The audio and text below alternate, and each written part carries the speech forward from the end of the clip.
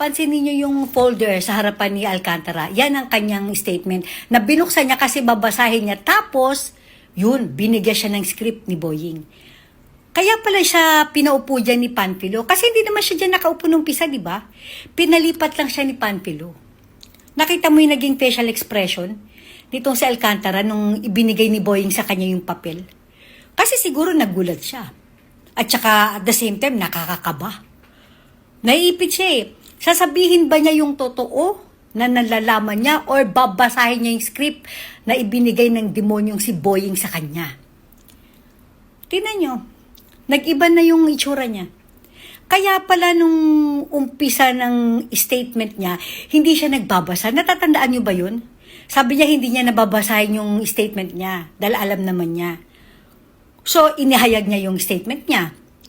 Ang naging problema nito, sineban siya ni Panfilo na Alcantara, meron ka namang statement, basahin mo na. Naalala niyo yun? Kaya pala ayaw niyang basahin kasi script yun. What? Ayan na.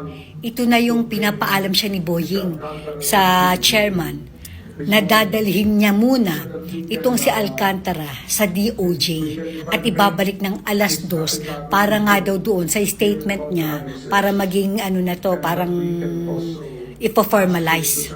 Diba pinapirma pa nga siya dyan? Ang problema, yung pinapirmahan sa kanya, hindi yung statement niya na nasa folder niya, kundi yung script na ibinigay sa kanya. Kaya pala ganyan na lang kung kabahan itong si Alcantara. Hindi kasi natin nakikita, diba? Sa TV kasi, sa harap lang ang nakikita natin. Hindi natin alam na merong ganyang pangyayari pala sa likuran nito. Tingnan niyo si Alcantara, kaya pala takot na takot. Meron palang nangyayaring anomalya, may kababalaghan palang ginawa na naman itong demonyong si Boying na ito. Ayan no, syempre kinakabahan siya para sa buhay niya. Hindi niya alam kung ano magiging kapalaran niya. Diba? Magkakasabwat. Alam niya ni Panfilo at saka ni Pepsi Paloma yan. Diba? Yan na, tatayo na.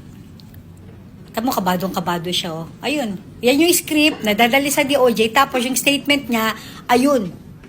Sinara niya na. Oh my gulay.